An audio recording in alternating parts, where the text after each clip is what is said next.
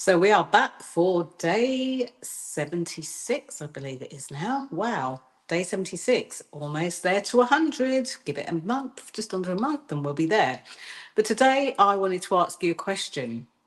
Purposely wanted to ask you a question. And that question is, how do you stay motivated? So at the time of streaming this, which I am streaming this live, it is a Sunday and we are both working on a couple of projects. So the sun is out, the sky is blue, and there are a couple of different things that I plan to do today. And I want to talk about this concept of motivation because there are little phases of motivation that people kind of take glibly, and it's never quite broken down. Why should it be broken down? Because you want it to work as effectively as it can for you. So I'm very inspired by the Olympics, the Olympic Games, and the different sports, the funny kind of spin-offs that come off some of the different sports, namely breaking.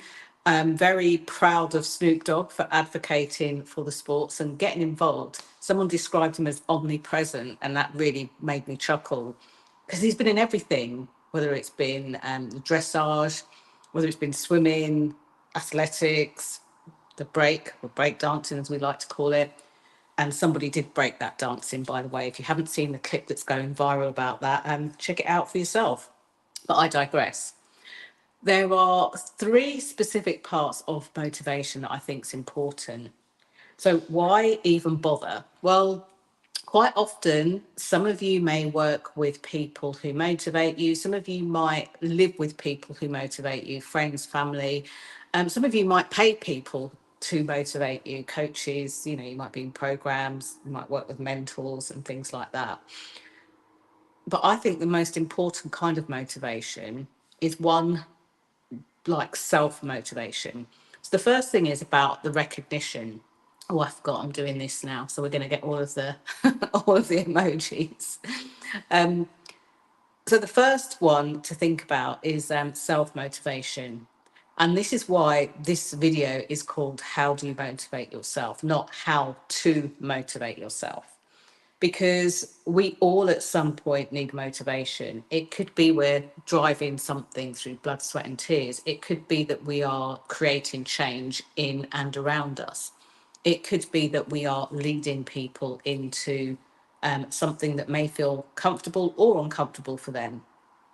So, how to stay motivated? How do we do that?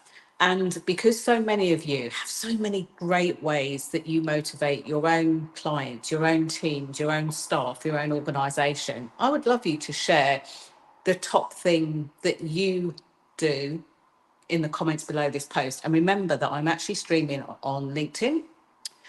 You'll just find me, Jenny Kovacs, the Queen of Being Seen there. I'm also streaming on YouTube. Easy way to find me is at Jenny Kovacs. And please, if you could subscribe, I would love you to. You get some other interesting bits as a subscriber there too. And for those of you that are watching on Facebook, I am Jenny Kovacs, the Queen of Being Seen, all of that in one name. You'll find my page there. If you find my personal page, please note that I am no longer accepting friend requests from people I don't know. That's it. It's not throwing shade on you. It's just that the place that I would love you to connect with me is on my page.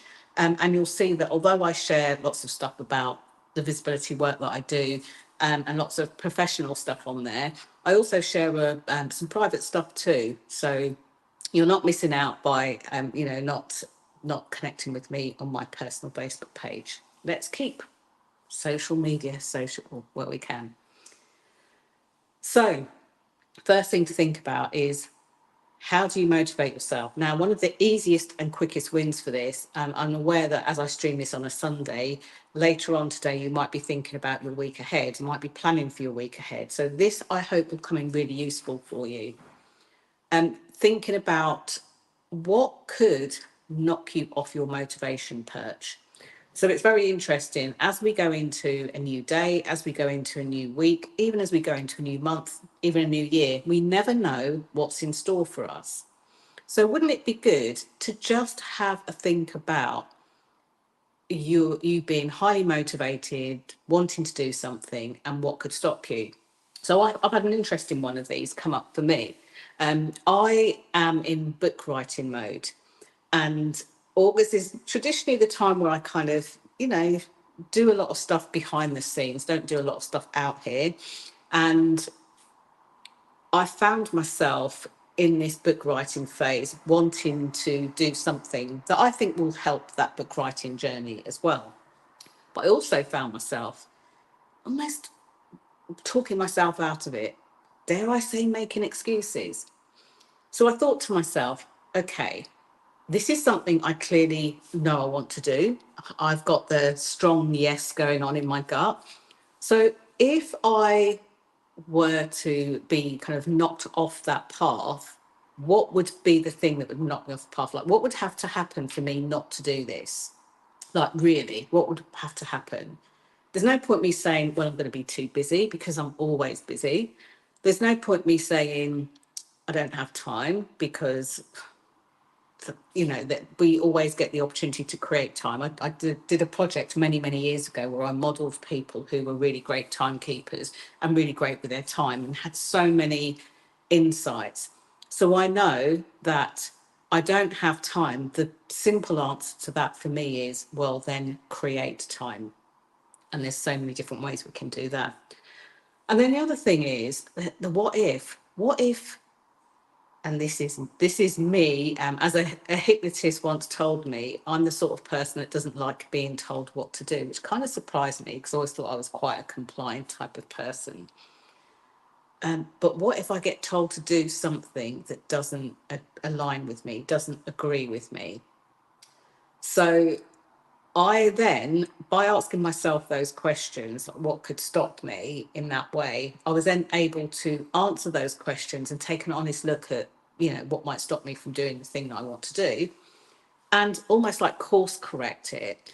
Now, when I'm working with people, especially if I'm working with them individually, although I can do it in groups in a very conversational and light way, sometimes we have something that we want to do over here, but there's something that stops us over here.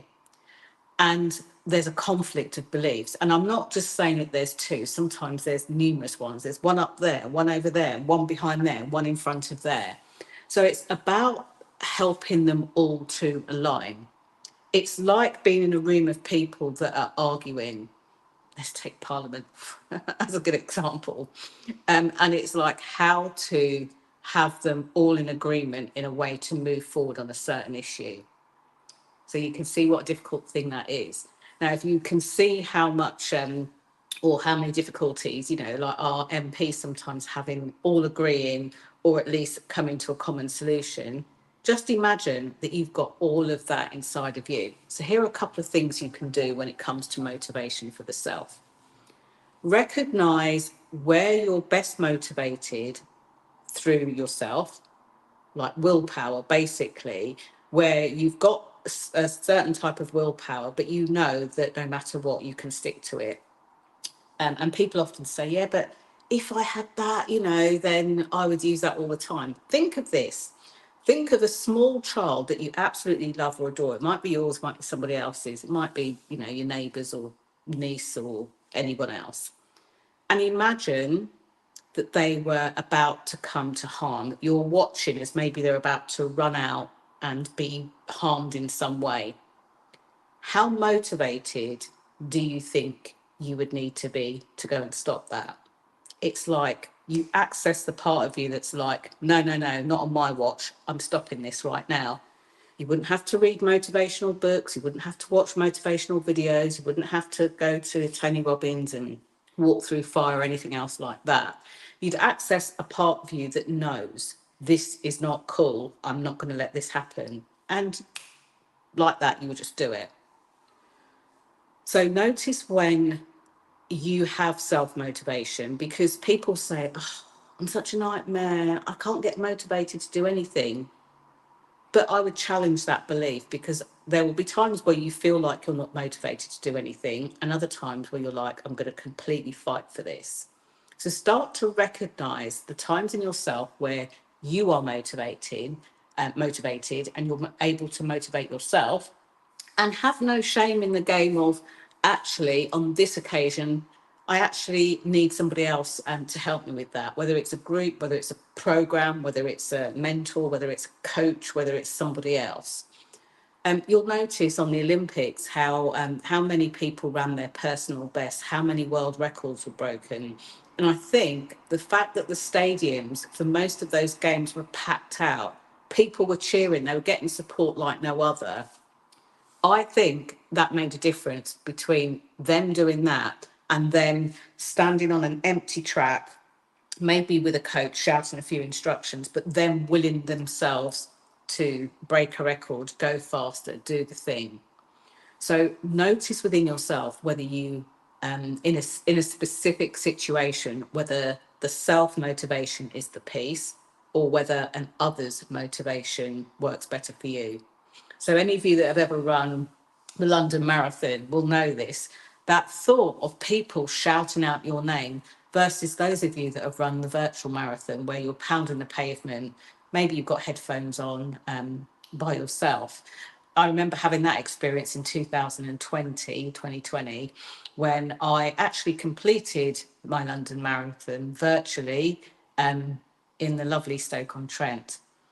And as I was pounding the pavement and walking, a number of times throughout those 26.2 miles, people really encouraged me. So I remember walking. At that point, I was walking, getting ready to run, and doing something with my phone. And there were a group of 3 or 4 boys. Really, I reckon they were 12. They weren't very old at all.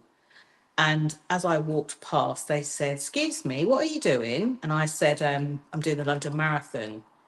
And to my absolute delight and surprise, they went, "Come on, miss, you can do it. You can do it." I mean, the fact they called me miss probably shows what age group they are. This random stranger walking down the street, the number pinned on their back, never met me before. And they're like, "Come on, miss, you can do it. You can do it. Keep going. You can do it. You've got this." That happened a number of times throughout that day. And when I got that encouragement, I definitely had a spring in my step. It was tough. I wasn't at the phase of, oh, I think I'm going to stop, but it definitely made a difference. Definitely put a spring in my step, definitely got me running, and kept me going. So do that for yourself too. Do that for the people around you. Look out for people, because the people that might need a little cheer and a little motivation are the ones that are seemingly often the quietest. That's it, day 76. I hope this has been helpful to you. And do remember to post in the comments below and share with us one of your motivational things that you do, either for yourself or for others. You never know who might need to hear what you've got to say. And as I always say in this work of being visible, your voice matters. Bye for now.